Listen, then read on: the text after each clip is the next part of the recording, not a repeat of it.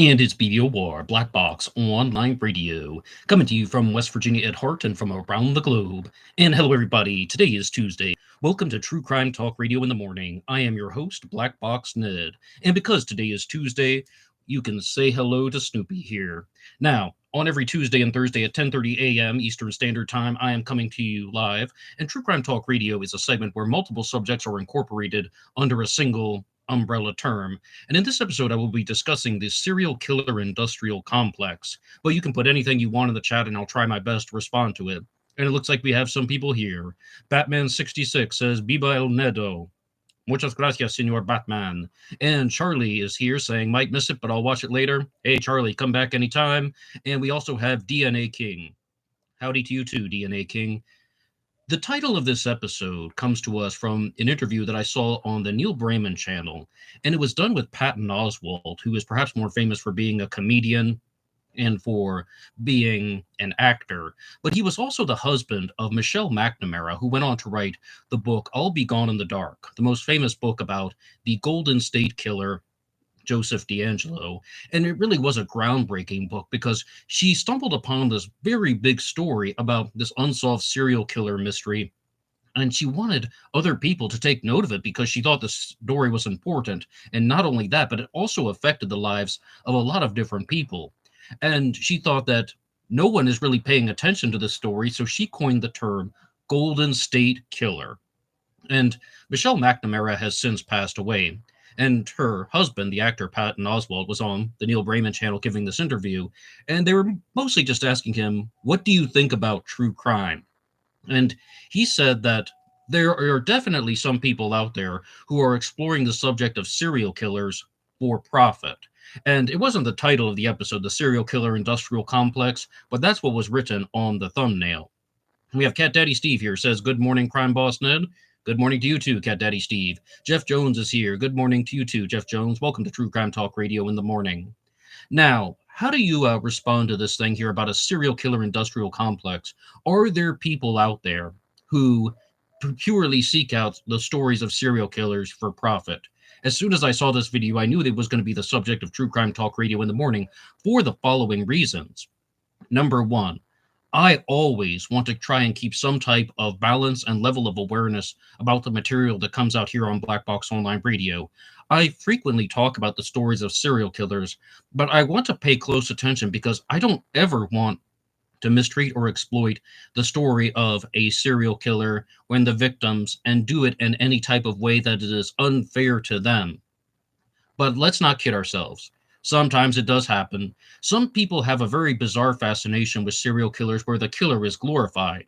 And I also don't want that to ever happen on this channel. When you look at a case like the Golden State Killer, there's absolutely nothing to glorify. And to the credit of Michelle McNamara and I'll Be Gone in the Dark, she really showed about just how despicable the Golden State Killer was. And during this interview, Patton Oswalt was even talking about how there were some details that he had encountered about the Golden State Killer.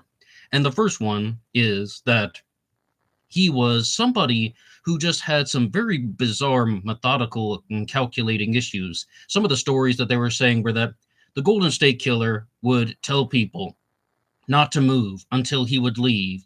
And then he would stay in the room with them wearing his ski mask. You must have seen photos of this or the illustrations. And Mike Morford's Golden State Killer book even has a very clear illustration of the ski mask. And he's just staying there for hours, not for minutes, not even for like 25 minutes or something. He would stay there for hours, just tormenting people in these bizarre psychological ways. So I think that this is just an important thing to recognize because it shows a certain side of humanity that most people don't want to explore and they are very much afraid of. But during this interview, Patton Oswalt was talking more about serial killers, and he brought up Ted Bundy. And what he said is, there's absolutely no reason to glorify any particular serial killer because these people are zilches. That was the word, zilches. Ted Bundy even was a zilch. Now, what exactly does that mean? This means that he was not some guy who was some type of brilliant mastermind criminal, and even if he was, you shouldn't glorify that. I mean, let's be clear, the Unabomber, Ted Kaczynski, he had a genius level IQ. Absolutely terrible person, terrible, despicable person, sad, lonely man. But with Ted Bundy, there was this concept of, he was a brilliant legal mind. He could have been just a bright, aspiring person, but he went on to become a serial killer. And Patton Oswalt's response to this was, Ted Bundy was a zilch, and people only say these things about him because certain individuals liked his physical appearance, and that's it. And I don't completely agree with that, because I can comprehend about how Ted Bundy would have been a strong legal mind. I can comprehend about how Ted Bundy would have been a successful lawyer. He also worked in local politics. He worked for the Suicide Prevention Hotline. That's how he met Anne Rule, who went on to write the book The Stranger Beside Me. So in these situations, I think that, yes, Ted Bundy could have done that, but all that means is that he could have been a lawyer. And we have some things here in the chat. We have William Kane here. Hey, William Kane, how you doing? And Jeff Jones says, a lot of people think that everything is done for money. Well, lots of things are. Many times, the only host and author who really knows why they are doing what they are doing. And that's a super chat, actually, from Jeff Jones. And I just want to be very clear about some things. And that is that people have a fascination with serial killers. And a lot of it relates to just exploring the darker side of humanity. And a lot of it's because we recognize that we have certain types of childhood experiences that sound like the things out of serial killer documentaries. We have certain emotional characteristics that sound like they're right out of the true crime world. But we don't go on to become serial killers. I don't think there's a single serial killer that ever listens to Black Box Online Radio. If there were, you are a disgusting individual and you need to seek mental help right now. But as far as the way that people view them, yes, some people get pulled into this world of glorifying the killer. How about the women that go after serial killers? How about the women who wanted to be with Ted Bundy, who wanted to be with Richard Ramirez? How about the women who wanted to be with Jeffrey Dahmer? He is not your type. Sorry. But as far as why they were choosing to learn about these stories, it's everything under the sun and in the darkness. It's something that is very extreme. It's also looking at the concept of how somebody can be deceptive, and they want to know how and why these people can be deceptive. And people in certain mental spheres who have a lot of just concerns for their own safety want to know if they can identify certain traits and behaviors in other people. Is this person coming across as threatening? Is this person coming across as dangerous? Is this person coming across as someone who we should stay away of? What are the warning signs of toxic behavior? And that goes way beyond serial killers. What are the warning signs of just being toxic, period? And we have some things here in the chat. Charlie says, Ted Bundy was disgusting. I have no idea why women think he's cute. I'm a woman, and I think he's nasty. Charlie, here's something that's very important. A lot of people thought Ted Bundy was a smooth talker. And even though I said he could have made a decent lawyer because, he did reasonably well at his trial, except he was so obviously guilty. But once you know that he's a serial killer, he just comes across as a slimeball. You know that it's deceptive, right? Right? That he was a serial killer and he's just kind of like giggling and laughing about it during the trial. You're right. How do people not recognize that that's a problem? How do people not recognize that, this guy's a murderer and it's all just a joke to him? Well, until he got closer and closer to the execution. And it was actually reported that Ted Bundy was experiencing a lot of fear before being executed. And he put on a lot of facades in prison. He converted to Hinduism. He became a vegan or something like that. And the guy was just a coward, and he was just terrified of everything. And this comes back to another aspect of classical narcissism, which I mentioned last week on True Crime Talk Radio, and that is that the narcissist is the scared little child in their mind, and they put up the hall of mirrors to deceive people. Hindle Walker says, personally, I think there is no problem with making money from serial killings as long as the topic is handled respectfully and as factually as possible. Well, you see, though, Hindle Walker, Michelle McNamara wrote the book I'll Be Gone in the Dark, which she spawned the documentary and the podcast of the same name and has influenced a lot of people, even me. And she didn't, of course, profit from the documentary and the podcast because those were put out after she passed away. And she didn't even get to see the culmination of the Golden State Killer and the trial and all that. But what's important is she was actually doing a good service. And Patton Oswalt, her husband, wanted to expand upon this by saying that Michelle McNamara wanted All Be Gone in the Dark to focus on the victims and what they would experience, as opposed to just saying, oh, here's a serial killer and here's some things about him, and these are the details about the serial killer and the details of the crime and how it was committed. She wanted to focus on the stories of the victims.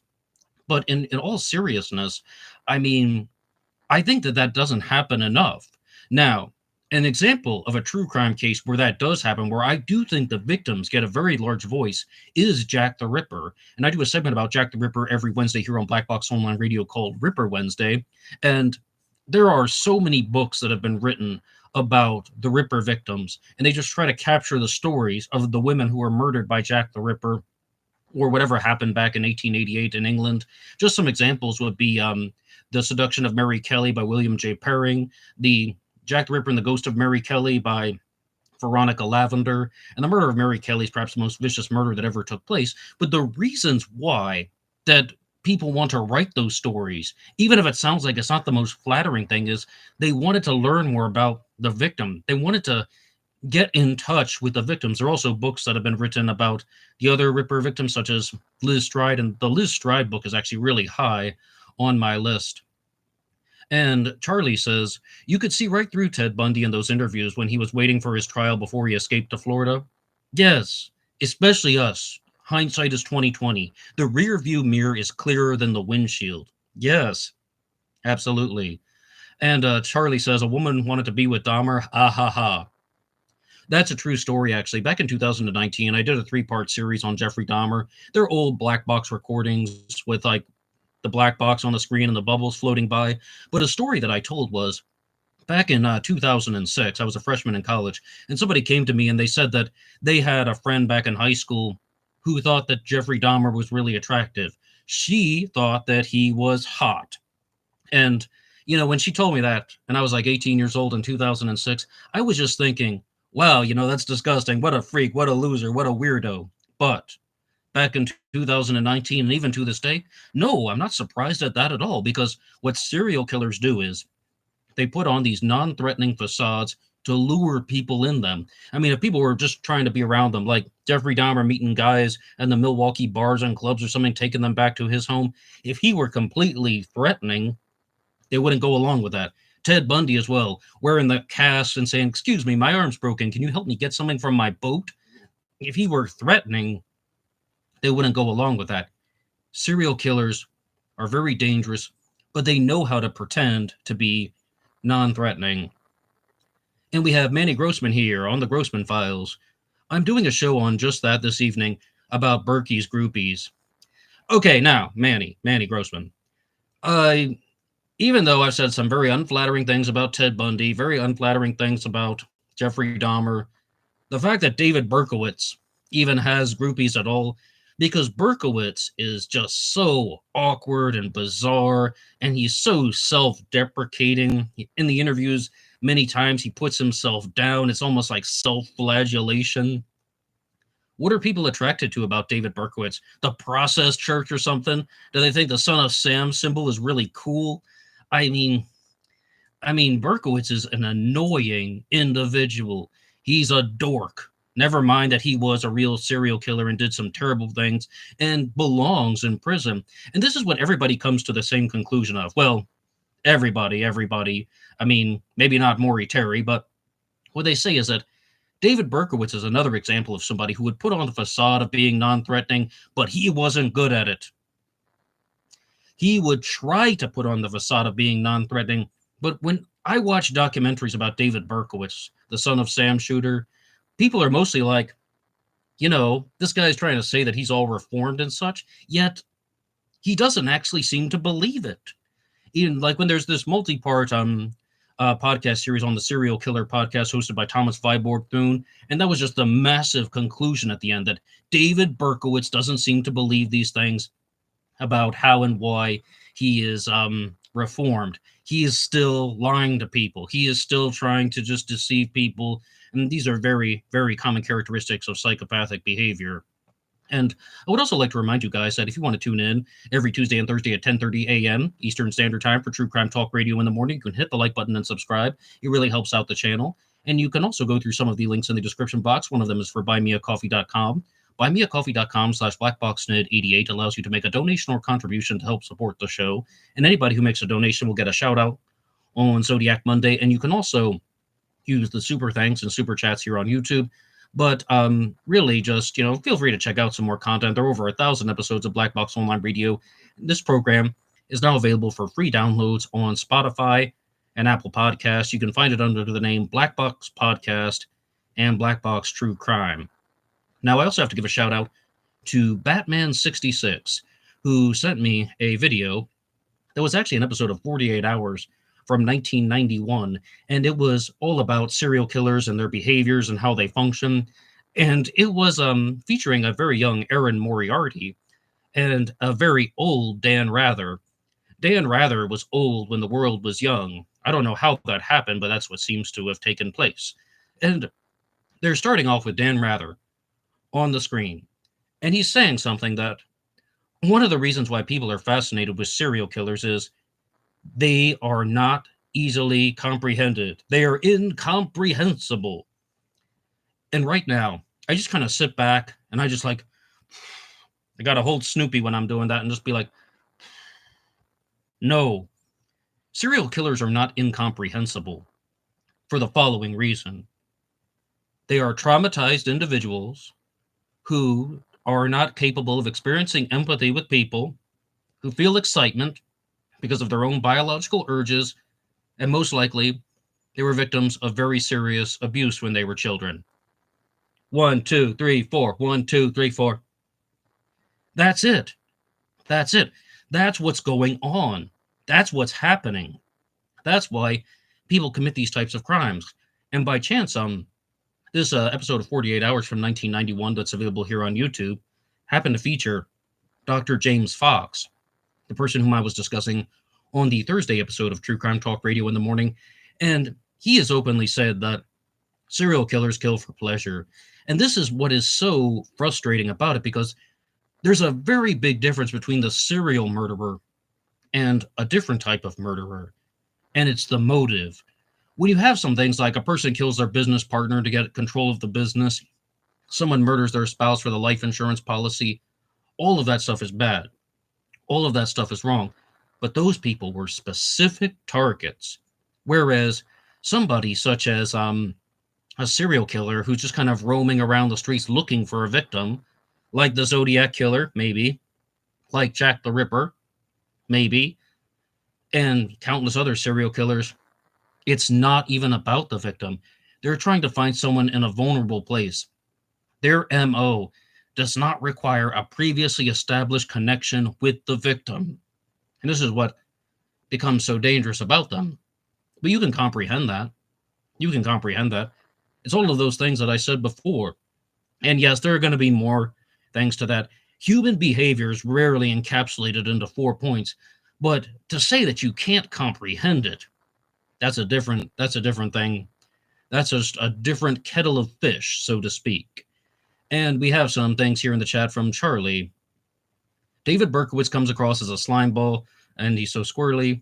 Oh, and Charlie says, I love the miniseries from the 1980s on serial killers, so much better.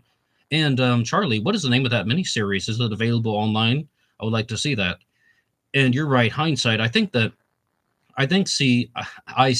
and being around Ted Bundy make one's nervous, his darting eyes and movements. Yeah, but Charlie, some people just view those things as strong. And this is even discussed in the book The Sociopath Next Door by Dr. Martha Staub, when she says that some people are attracted to psychopaths and sociopaths because they connect with them the way that you would connect with a large predatory cat. They think they're strong. They think they're fierce. They think they're independent. They think they are very capable. But in reality, they're dangerous. So some people just want to be around people who are dangerous. Why? Maybe they want to fuel their own excitement as well. Well, I do know why, because we did the episode about the Dark Triad here on True Crime Talk Radio in the morning. And in that episode, it's all just laid out that some people are neutral. They don't help the psychopath. Some people are obstacles. They make trouble for the psychopath. Some people are facilitators. They're not quite a partner, but they're not quite an obstacle. And some people are the co-conspirators. And the co-conspirator to a psychopath is someone who usually has dark triad traits themselves. So that could be something to it. And Charlie says, I knew a narcissist and I bought the act. Well, Charlie, I don't mean to ask too many things about that. Is there anything else that you would like to share? I mean, about what happened exactly with this type of narcissistic relationship? Now, I don't mean to deviate too much from the true crime discussion, but one person who has really influenced a lot of my observations about human behavior is is Dr. Helen Fisher. I don't know how I blanked on her name. I talk about her all the time, and I was just watching one of her presentations about psychology. Yes, Dr. Helen Fisher, who wrote The Anatomy of Love. And about this thing about being duped and deceived by a narcissist, she was just talking about something called slow love, which means that before you actually want to bond with somebody, you want to know everything about them. Nothing wrong with that, right? Nothing wrong with that, right? Want to know everything about them, right? But I was actually just watching a different video earlier today that said, if you meet somebody, and let's say hypothetically, they go on to become a serial killer, then you shouldn't even be getting divorced from that person. That should be immediately an annulment because that person deceived you. That person did not accurately represent who they were. That person did not accurately state, their true intentions. And if that marriage was started on a lie, then that should immediately be an annulment. And, I completely agree with that. Divorce and annulment, I don't really have too many comments about that, but excuse me. But I do comprehend exactly what that person was saying, and I do comprehend the concept of slow love. Now, Charlie has a couple things here. He used his friends who have the dark triad traits like him. This was an online thing, and he made my life hell. I can't imagine what he would be like if he didn't spend his whole life online. Well, I'm so sorry about that, Charlie, but I hope you've been able to take a step back from this person, and I hope that it doesn't get worse for you, and I hope that you're able to get away from this particular individual. And in terms of true crime discussions, a lot of people want to zone in on things like murder, but the true crime world really expands into different zones. And in a previous episode, I was talking more about like things involving domestic violence, but we also have aspects of the true crime world that just relate to cyberbullying, cyber stalking, and harassment. And I would like to cite the podcast The First Degree that I used to listen to a lot back in 2019 and 2020. And they were just like, to be clear, harassment is when it takes place purely online. Cyber stalking is when somebody starts using the internet to interfere with your personal life, such as maybe they're calling somebody and canceling your appointments. Maybe they're sending suspicious packages to your house that have like some type of dead animal wrapped inside them. Stuff like that. Once it begins to affect interactions that take place offline, then that's when it goes into cyber stalking. And these crimes are very real. And the sad part is it's going to get a little bit worse because the internet is going to get more and more powerful. And I didn't exactly see this takedown. I don't even know too much about the story. I was watching someone else's show once, and they were just telling this story about how people were using deep fakes and AI to completely set up an entire fake business meeting, and they're trying to cut business deals. And then they just have this whole thing that's fake. We're talking about the of millions of dollars, and people are wire transferring millions of dollars to these scammers using deep fake images and AI. And we have Henrik here in the chat who says, who is your top Zodiac suspect? Henrik, that's a very big question because I really don't get connected too much to the suspects right now. I wouldn't say that I'm completely at the level of Richard Grinnell, who just gives every suspect a 0 out of 10. But when I discussed this with Richard Grinnell a couple of years ago, he's the webmaster of ZodiacCiphers.com. He said that he gives every suspect a 0 out of 10, and he wants to focus on examining the case in a different way, looking at geographic profiling, looking at how and why the Zodiac Killer could have operated, or there are clues that would reveal things about the Zodiac's identity. And I do think that there is a certain connection that I do have to the stories of Don Chaney framing Arthur Lee Allen. In the past, I thought very highly of that. I'm trying my best to answer your question as directly as I can. And for a while, I thought that Hal Snook was actually a very good suspect for writing the letters, or even just Hal Snook being the Zodiac Killer himself.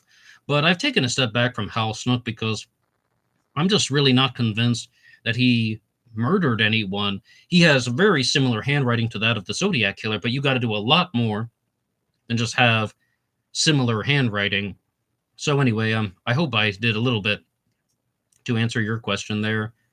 Now, as far as the way that a serial killer like the Zodiac is going to function, I think that the psychologists out there really want to zone in on this whole concept of a serial killer is somebody who's just going to be the sad, lonely man, putting on the facade, trying to deceive people, trying to be like that type of Ted Bundy individual who can put on the non-threatening facade. The Zodiac was probably a lot more awkward than Ted Bundy, but ultimately, this is a commonly held belief about serial killers. Is it just that they're sad little men? But in reality, they are not. And in this episode of 48 Hours, they're trying to ask Dr. James Fox these questions. Is it normal for a serial killer to murder a lot of people within a very small amount of time? And he's doing his best to answer the questions. However, is it normal for a serial killer to murder a lot of people in a small amount of time? 10 people in a month? 20 people in 3 months? And even more? All of it is true. And I know that that's not a popular opinion. I know that that isn't just something that people want to hear, that everything is true. Yes, you will have serial killers that have very large gaps in their activities.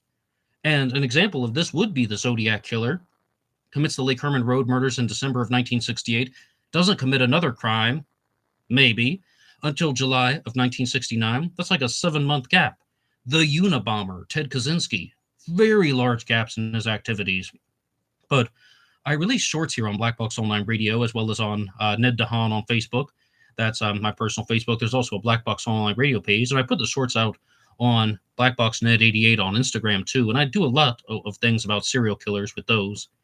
And in those stories, you will find everything. There are serial killers who have very, very high periods of activity and concentrations of activity. And it's almost as if once they started killing, they're not exactly going on rampages, because to meet the definition of a serial killer, there has to be a cooling off period and a return to normalcy.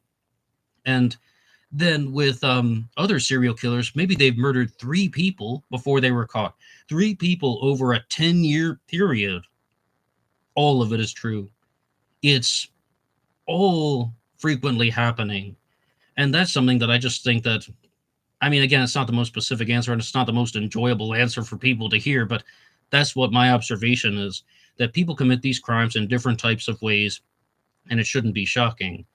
But when we are going to look at some of the more horrific stories out there, there was a serial killer from Texas called Dean Corll, the Candyman, and I have a standalone episode about him here on this channel, back when I did the short-lived Serial Killer Tuesdays segment. Now you can chill for True Crime Talk Radio in the morning, Tuesdays and Thursdays, 10:30 a.m. As one more time, hit the like button and subscribe if you want. And Dean Corll had an accomplice named Elmer Wayne Henley, and he was somebody who was interviewed in this 48 Hours episode, and they're talking all about how and why he was going along with somebody who was a serial killer, and he was trying to be paroled. And his whole stance on this issue was that he's no longer dangerous. He made mistakes because he was a teenager at the time of Dean Corll's serial killer activities. Dean Corll was a horribly vicious serial killer. He had this type of 7-foot torture board that he would tie people to or connect people to in various ways. He was a torturous serial killer. We're talking like level 22 on Dr. Michael Stone's hierarchy of evil, psychopathic torture, murderer. And he had an accomplice named Elmer Wayne Henley. And he's saying that he should be paroled because he's playing the defense of he was in a vulnerable place and he was manipulated into committing these actions, but he is no longer a threat to society. I don't know if they just did this with camera tricks or something like that for this serial killer episode, but it really appeared that he didn't come across as very sincere. He didn't come across as someone who seemed like he was genuinely rehabilitated. And serial killers can be very deceptive. There was a serial killer from Austria called Jack Unterweger, who was known as the Poet of Death. He's also called Jack the Writer. It's a play on Jack the Ripper, but I hate that name. And Jack Unterweger was a reformed inmate in prison, and he was even appearing on Austrian talk shows talking about how he was reformed. And then he was let out of prison and he went to the United States of America and he started killing again. And he's famous for staying in the Cecil Hotel, which is now the Stay on Main in Los Angeles, where Elisa Lam went missing. And you guys must remember her. She was the girl who was acting very bizarrely on a surveillance video. But yes, that's the famous place where serial killers such as Richard Ramirez and Jack Unterweger had stayed. But, oh, Charlie actually has something about her narcissistic ex-boyfriend. I had to stop by with Snoopy for a second there. To all of you Spotify listeners, I apologize. And Charlie says, her ex-boyfriend clones her accounts. If anyone comes in your chat with my name being rude, it's not me. I will look out for that, Charlie. And again, I am so sorry about this, and I've dealt with something similar once when, you break it off with somebody and they just come after you. They just start making all types of different accounts, and I just kept blocking them. Every day they would make a new account and just sending these harassing messages, and I would just keep blocking them. So then they started borrowing their phones of other people, so it has like different names on it that I wouldn't recognize. And I was also just trying my best, and then they started harassing my friends too. People are sick and twisted, and they don't take no for an answer. It's shocking. Now, Henrik says, thank you for the answer. Do you think we will ever find out who the Zodiac Killer is? Oh, I'm so optimistic, Henrik. I am so optimistic. And I really want to be optimistic to the point where we're actually going to get answers in this case. Now, Henrik, when we look at some of the other serial killer stories that I've been talking about in this episode, the Son of Sam, how about that? The Unabomber. These were very big, high-profile mysteries. The Unabomber was the most expensive manhunt in the history of the planet Earth, right? And they caught the guy. David Berkowitz, the Son of Sam shooter, they caught the guy. And also, what about some of these other lesser-known serial killers like Roger Kibbe, the I-5 Strangler? They had the I-5 task force, and they caught the guy. With the Zodiac Killer, there was not a lot of physical evidence, but I am optimistic that we can. Maybe in my lifetime, we will know a lot more about who the Zodiac Killer was. And how about this, Henrik? Eliminating certain suspects? When you have suspects like Arthur Lee Allen and Richard Gaikowski and Ross Sullivan and Earl Van Best, what if you could eliminate those people from the equation? And we have Andrew WVA is here, my brother from West Virginia. How you doing? Andrew says, Ned, Joel Mahan had some up-close interactions with Richard Gaikowski at the Roxy Theater in the mid-90s. Would be great if you could interview him for an episode. Well, Joel is a member of the audience. I mean, I think I've reached out to him once about that, but I would be opposed to that if he wants to come on and talk about the Zodiac Killer suspect, Richard Gaikowski. And Henrik says, do you think any of the current suspects is the Zodiac Killer? Oh, it's always possible. Always possible. As Drew Beeson once said, Arthur Lee Allen never goes away. And Drew, of course, has his theory involving Arthur Lee Allen and Don Chaney. Richard Gaikowski is widely discussed for a reason. I wouldn't be surprised if either one of them turned out to be the Zodiac Killer. Ross Sullivan? Absolutely not. Earl Van Best? Absolutely not. And when you propose other suspects that are conducted by independent investigations that I've mentioned in a couple episodes on Black Box Online Radio, entirely possible that someone has actually conducted their own independent investigation and they're working on it. And the husband and wife duo of Jeff Thornton and Melissa Rose Tappa are in California right now meeting with the authorities so they can review their findings on their Zodiac Killer suspect, Loringdale Hill. And they run the website zodiackillerbomb.com. And Andrew WVA says, my money is on Gaikowski. Well, see, Andrew, there's been a very large circumstantial case that has been built for Richard Gaikowski. And again, no one would be shocked if he were the Zodiac Killer. Maybe some people, but I mean, well, let's just look at all the reasons that have been put forward. And Henrik says, what do you think about Paul Doer? Henrik, I wish you had heard the live stream on the French Wrecking Crew that is run by Jerome. Now, there are going to be new Zodiac Killer panel discussions on the French Wrecking Crew, and the first one only had 4 participants: Jerome, Andrew Gray, Druser, Ross Geraci of Planet X Filmworks, and me. And we talked about Paul Doerr for quite a while. And I don't mean to go over the same info just in case somebody heard the live stream that came out earlier today or yesterday, depending on your time zone.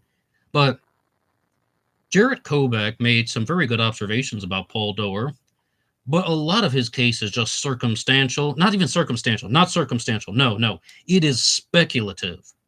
Speculative. And that's just turning into a lot of clever wordplay on the part of Jarrett Kobek. It's mildly interesting to hear about how he was looking at this guy who was writing lots of letters to the editors of magazines or just the zines, period. And the Zodiac Killer wrote lots of letters to the editors of newspapers. And just looking at the possibility of, well, could there be this type of connection here? And he has found similar language, and he's found violent imagery in the writings of Paul Doerr as well that might be consistent with the Zodiac Killer's activities. That's a lot of speculation, though. Okay, how about this, Henrik? Let's wait for the fingerprints, DNA, side palm print analysis. Let's maybe uncovering something that the Zodiac Killer left behind. Paul Stein's wallet, piece of Paul Stein's bloody shirt, one of the firearms. That's the stuff that's a little bit more valuable. And Death by Stereo says, never seen a single motive for any suspect. Oh, and the Zodiac Killer mystery, Death by Stereo? Well, I mean, it depends on who you ask. For example, Jeremy Berthium believes that a lot of the activities of the Zodiac Killer were done by Richard Gaikowski, who was pursuing Darlene Ferrin, the victim from the Blue Rock Springs shooting, and he had specific reasons for doing that. And it's not only Jeremy, it's just I've talked to him a lot about it. Tom Voigt has also discussed this stuff, and perhaps Andrew as well. That it was dealing with an obsession with Darlene Ferrin, as well as being a schizophrenic and a heavy drug user and just mental instability. Now, as far as a motive, Death by Stereo, Arthur Lee Allen may have had a motive for the Stein murder, Zodiac's final crime. That's why a taxi driver was targeted when he wanted to murder Paul Stein to steal the piece of his bloody shirt and show off that he could be a criminal and enter an organized crime syndicate as an enforcer. See that Zodiac? Look, it's me. See, here's a piece of the taxi driver's bloody shirt. Allegedly. I don't know if that actually happened, but that has been discussed. And Andrew WVA says, I can see a motive for the Lake Berryessa stabbing and Stein if Gaikowski is the Zodiac. On your live stream the other day, I was a bit surprised that Ross and Druser did not seem convinced that the Zodiac talked to Falk. Yes, well, what Andrew is talking about is after the Zodiac's final crime, the murder of Paul Stein, the Zodiac is walking down the street and a car drives by with officers Eric Zelms and Donald Falk. I believe that the Zodiac talked to Eric Zelms and Donald Falk, and I believe that Eric Zelms saw the Zodiac, and I listed my reasons for that on the live stream, and I was surprised as well, but they could be right and I could be wrong. Henrik says, what do you think about Shel Caval? Personally, I don't think it's him, but I would like to hear your opinion on him. Shel Caval is the suspect of Micro Deli, who is the author of the book In the Shadow of Mount Diablo. Now, Henrik, this is something that I haven't actually talked about before because I think I was in the shower 2 days ago or something and just kind of like finally able to put it into words. I knew what I wanted to say for months, but I was actually able to put it together into a sentence. And that is that Shel Caval becomes Micro Deli's suspect because Micro Deli was looking at the Riverside murder in 1966, the murder of Sherry Jo Bates, and thinking, if that's the Zodiac, then maybe the Zodiac wrote letters 6 months after the murders, like the Bates Had to Die letters that took place in the spring of 1967. And even if the Zodiac didn't murder Sherry Jo Bates, there are these letters that came in the spring of 1967 that say Bates had to die, there will be more, they are signed with a Z. Now, I support the 2021 finding that those did not come from the Zodiac, and those came from a prankster, a teenage prankster at the time who admitted to fabricating the letters 50 years later. Okay, where am I going with all this? Well, the whole spark, the whole moment of creation for this theory involving Shel Caval might have been a dud. Again, I believe that those letters were written by a prankster. So this whole thing about, well, maybe the Zodiac wrote these letters 6 months after the Bates murder. Maybe Shel Caval wrote letters to the editor 6 months after the Zodiac's first murder, the Lake Herman Road murders. That's how Mike Rodelli started looking into Shel Caval, thinking, did the Zodiac write letters under his real name? Let's see who wrote letters 6 months after the Lake Herman Road murders. That line of thinking doesn't match up anymore. So, as I said, that theory might be a dud from the beginning. And all of these excellent observations that Rodelli has made, talking about how certain moments in Shel Caval's life, like the anniversary of the death date of one of his parents matches up to the Lake Berryessa stabbing, and the birthday of one of his relatives matches up to another crime in Zodiac activity. Real things like that. Plus, we have the SLA letter that says SLA, an Old Norse word meaning kill, and Shel Caval was born in Norway, who would have been very familiar with that stuff. That might be a dud on arrival. Now, for this particular episode of True Crime Talk Radio in the Morning, I want to pick up with something from the interview that I was talking about with Patton Oswalt. And he states that Hannibal Lecter is a very famous serial killer. And Hannibal Lecter is one that stands out to a lot of people for different reasons. And Patton Oswalt's own observations about Hannibal Lecter is that he was created by the writer Thomas Harris. And he took something that didn't exist, and he was able to scare people with it. But I remember a lot of conversations that I had about Hannibal Lecter and the Silence of the Lambs and Hannibal and Red Dragon. And what people say about him is that Hannibal Lecter is a fictional serial killer that didn't necessarily murder his victims. He didn't have to physically kill his victims. He's a forensic psychiatrist, Dr. Hannibal Lecter, and he could brainwash people into taking their own lives, as well as mutilating their bodies. And this is all played out very closely in the film Hannibal, with Gary Oldman playing one of the victims. But that is something that does stand out. And I think in that particular instance, is there any type of glorifying of the killer or serial killers if you say Hannibal Lecter's a cool fictional character? No. That does not glorify real-life serial killers. I will always be on the side of the creative individual. I will always be on the side of the person who is just writing a story and they just want to entertain an audience. Because serial killers aren't always this type of brilliant person who is able to do things that are above and beyond the capabilities of the ordinary man. We also have serial killers in films that were just completely borderline inhuman. Look at the films about Friday the 13th with Jason Voorhees, Halloween with Michael Myers. And I have a certain fascination with the Halloween franchise. And it's not because I think that serial killers are good in any way. It's just you have a particular type of connection to the story. Bear in mind that the entire Halloween franchise is like, there's this serial killer named Michael Myers. He's bad. He's evil. He's not even a human being. He's evil on two legs, said Dr. Loomis. Same with Jason Voorhees. But you guys can put anything you want in the comment section below about that. Do you ever think that there are any serial killer portrayals that glorify the killer? Maybe one would be Dexter. With Dexter, created by Jeff Lindsay, who is a brilliant writer. I loved the Dexter novels. And I loved how he was able to find humor in things that wouldn't normally be funny. I defend him for creative expression. But he has a lot of the things in Dexter, the novels and the show, depict the killer in a positive light. But you're expected to know that that's not real. And there are these things about how the show Dexter went on to spawn several serial killer copycats. No, it didn't. Those people were messed up for different reasons. And Henrik says, wasn't Shel Caval walking his dog 2 blocks away from Paulstein, and didn't he own a horse named Skystalker? I feel like Skystalker is the name a serial killer would call his horse. Now, Henrik, Shel Caval has mostly denied that. When he was interviewed by Mike Rodelli, he said, I should have been in England at the time. He thinks he was out of the country. And when I asked Mike Rodelli about this, he was just like, he said, I should have been in England, not I was in England. Who do you really believe? I just wanted to point out that Shel Caval said that that wasn't him. Secondarily, I don't know this thing about Skystalker, actually. Shel Caval owned horses, and one of his horses was named Gun Barrel, and the Zodiac wrote in a letter once that he referred to the barrel of the gun in two ways. He uses the terminology barrel of a gun, and then he says gun barrel. I didn't know he owned a horse named Skystalker, but he had lots of race horses, so that sounds right.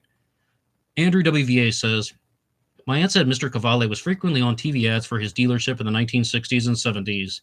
Ah, yes, Andrew, did you get to see the thing where he would write his signature on the car door, the way the Zodiac would write his signature on a car door? Zodiac symbol at Lake Berryessa. And Andrew WVA says, I think the teens would have recognized him. Now, Andrew, this was proposed by, it's not from Microdeli exactly, it's from Jim Dean, who interviewed Lindsay Robbins, one of the witnesses who provided the details for the Zodiac Killer's composite sketch. And what he said was that, come on, are you messing with me? I know who Shel Caval was. He was my friend's dad. You think I wouldn't recognize my friend's dad if I saw him, wiping down Paul Stein's taxi? But at the time, according to Rodelli, Lindsay Robbins didn't know what Shel Caval had looked like because, he really hadn't spent that much time with him, and definitely not during those years. So that's the thing that's been provided. Rodelli has addressed that in the past. Henrik says, do you think Jack the Ripper is very glorified? And if so, why do you think so? Okay, Henrik, great question. Is Jack the Ripper glorified? The first time I ever had a conversation about Jack the Ripper, somebody said, I like Jack the Ripper. We were teenagers at the time. And I was like, you like Jack the Ripper? The serial killer? Like, yes. Because Jack the Ripper didn't just commit the crimes. He wanted to almost get caught. He wanted to taunt the media and the press and the public with his letters. That person was glorifying Jack the Ripper. But most likely, the Ripper didn't write any of those letters. Those are all hoaxes. Now, the Zodiac Killer may have been a real serial killer who wrote real letters. You guys know about the confirmed communications from the Zodiac. We don't need to go through all of that again. Is Jack the Ripper glorified? A little bit. But mostly the people who closely follow the case and the Ripperologists really just want answers to the mystery. They really just want to solve the case. They really just want to know not only who was Jack the Ripper, what are the meanings behind the letters, like if it was a hoaxer, who created the hoax letters, which individual. So I think that there's a little bit of glorification, but people who closely follow cases really just want answers. Phil and Sammy Adventures says, has Brian Hartnell ever commented on any of the voices of the usual suspects? I don't think so, Phil and Sammy. I believe that Brian Hartnell said it's been too long, too many years have gone by, and he can't do it anymore. He did comment on the person who called into the Jim Dunbar show and said that was not the voice he heard from the Zodiac at Lake Berryessa, and the Zodiac also denied that with his 340 cipher, stating that that wasn't me on the TV.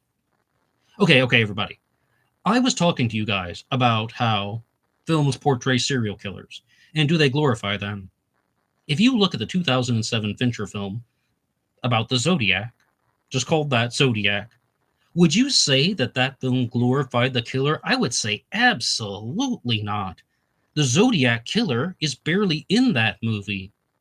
The Zodiac is just kind of there for like 20 seconds here, 1 minute there.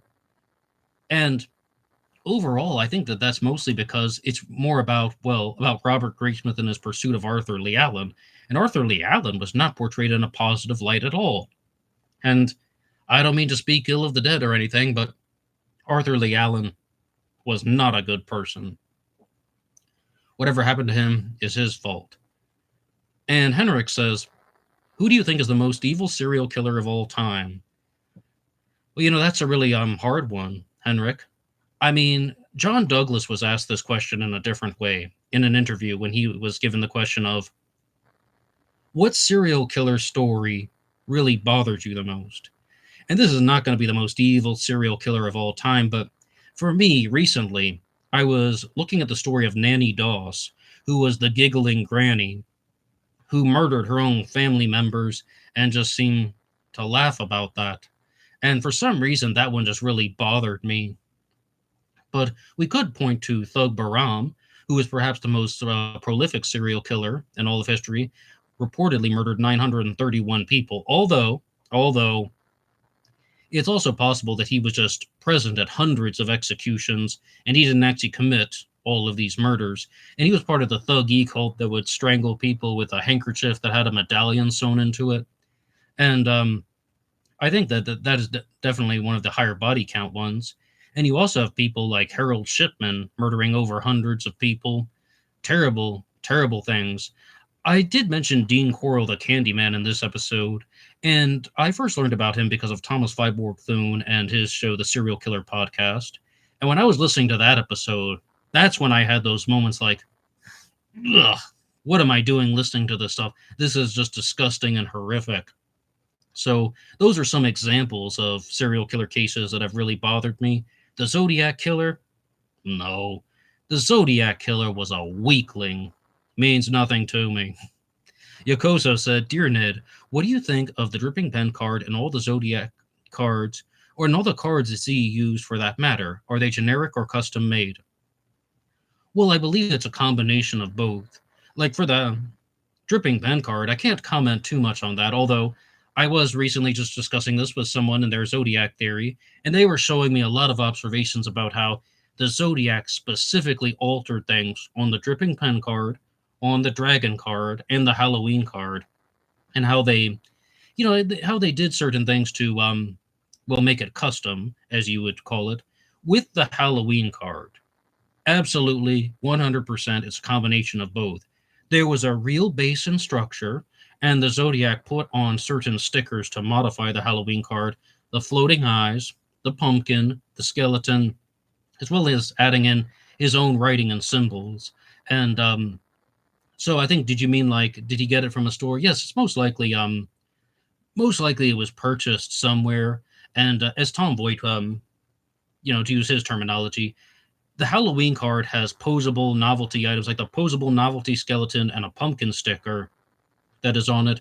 So those things would not have been custom made.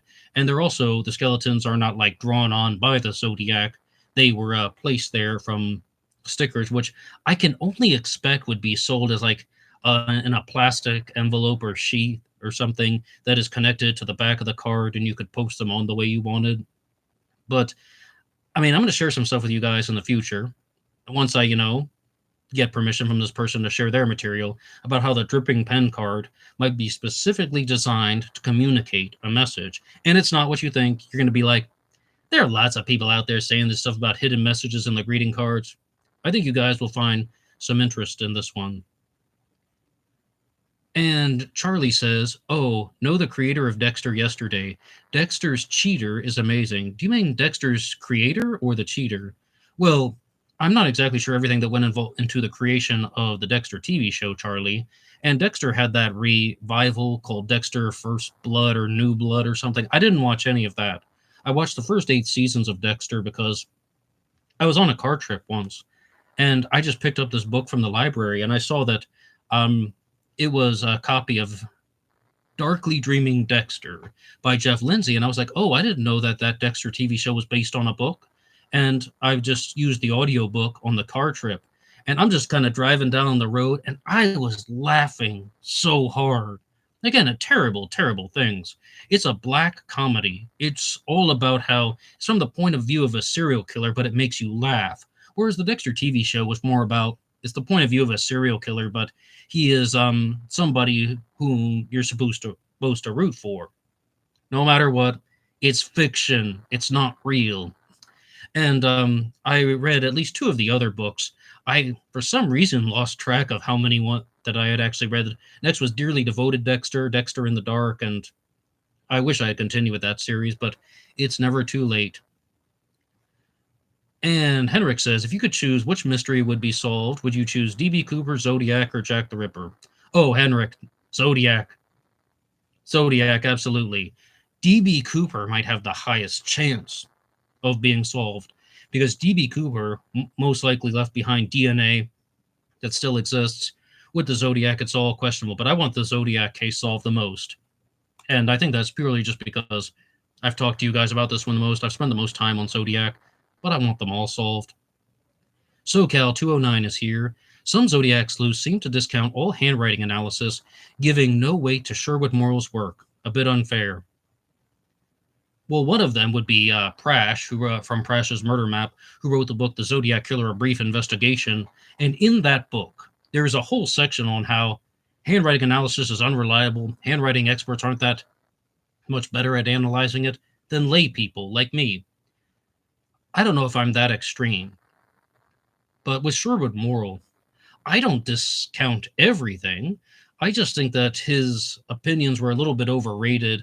Like looking at stuff like the desktop poem and the Bates Had to Die letters and saying that those were the Zodiac Killer. I don't believe they were. Not at all. And people are like, Ned, what are you doing? Who are you to challenge the experts? Maybe I shouldn't. But I just don't think that those are from the killer. And there's supporting evidence now to say that the Bates Had to Die letters, authenticated by Morrow, were not that of the Zodiac Killer. And Andrew WVA says, they are making a new season of Dexter. I gotta check it out though, but the revival. But Andrew, you gotta see. I watched the first 8 seasons of Dexter. Season 1 was good. Seasons 2 and 3 were also good. Season 4 is a masterpiece. Everybody who watches the show Dexter says that season 4 is just an amazing, amazing moment in television. And you have John Lithgow playing this serial killer called the Trinity Killer, and he hit it out of the park. And I mean, I first learned about it because I was just sitting there watching the Golden Globes, and he won the Globe for playing the Trinity Killer in season 4 of Dexter. And just his tone of voice, his facial expressions, he was a star in that one. And season 4 had an amazing finale. Season 5 was a letdown. Season 6 was a letdown. Season 7 was a letdown. Season 8 was an abomination. And I think it's just because they couldn't recapture the magic of season 4. But, it's like, all right, I get they can't do the same thing every time. 5, 6, and 7 were tolerable, but season 8 was awful, in my opinion. And I think that's one of the reasons why I haven't gone back to the Dexter series. But that's just an example of a serial killer that often gets glorified on film.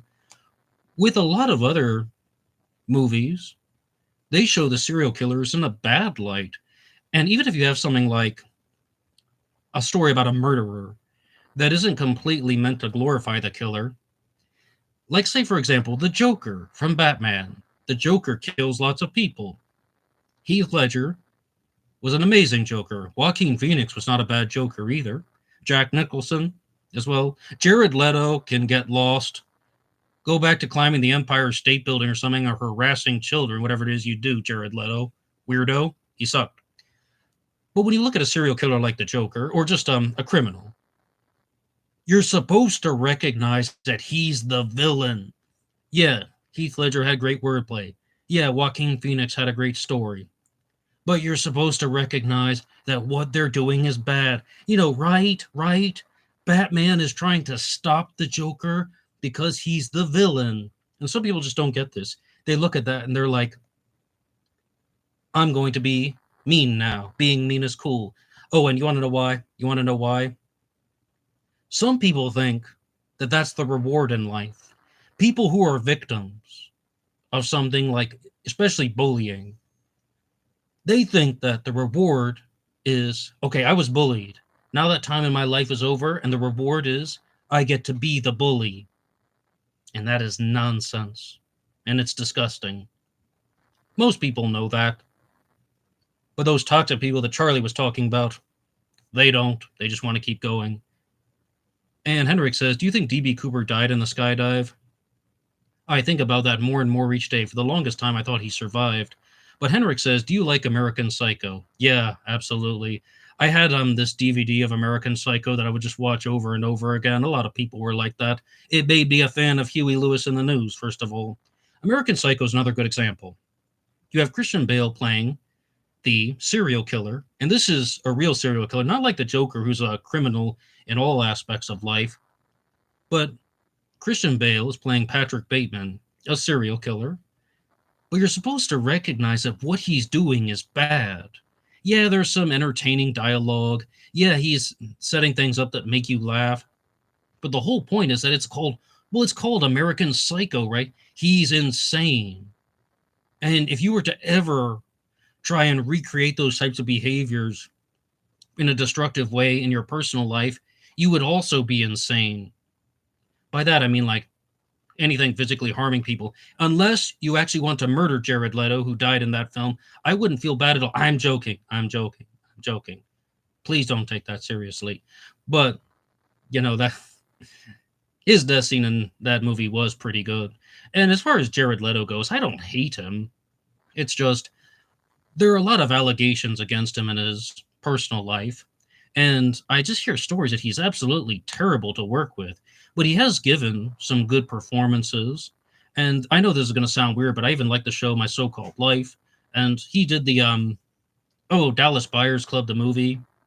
That one won a bunch of Oscars. There we go. I don't hate him. I don't hate anyone. Even if I don't like somebody, I don't hate them. But Yokoso says, where's the thanks button? I guess YouTube doesn't like true crime channels. No, absolutely not. Yokoso, oh my goodness. YouTube does not like true crime channels at all. They try to demonetize everything. They try to take stuff down. And I was watching one episode on Ross Geraci's channel, Planet X Filmworks, and he launched something called the Kurt Cobain Conspiracy Files. And they have to use all types of terminology to talk about trying not to say that thing about ending one's own life. They have to reverse all of the words. And other channels that are just talking about relationships, they can't even talk about doing things to certain people. They just use the letters S-A, and you're supposed to expect that you know what that is, the R word, and so on. And they pull out things so frequently. But this episode of True Crime Talk Radio in the Morning is winding down. Thank you, everybody, for showing up. And, if you like this episode, you hit the like button and subscribe. And if you have anything else that you would like to share, you can put your ideas in the comment section real fast. We have one from Henrik that I'll get to in a second. And it's also, just to let you know, I will be releasing a new episode of Ripper Wednesday talking about Jack the Ripper tomorrow, a new episode of Cooper Friday talking about D.B. Cooper on Friday, and lots of Zodiac Killer content here on Black Box Online Radio. And Henrik's final question is, have you seen Lemino's D.B. Cooper video?